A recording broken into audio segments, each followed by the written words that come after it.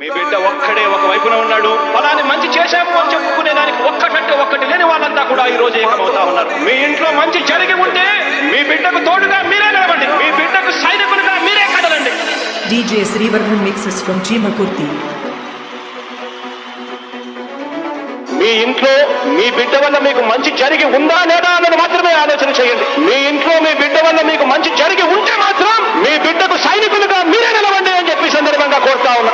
ఇచ్చిన మాట తప్పితే ఓటు మీ యుద్ధని చెప్పిన తమ్ముడు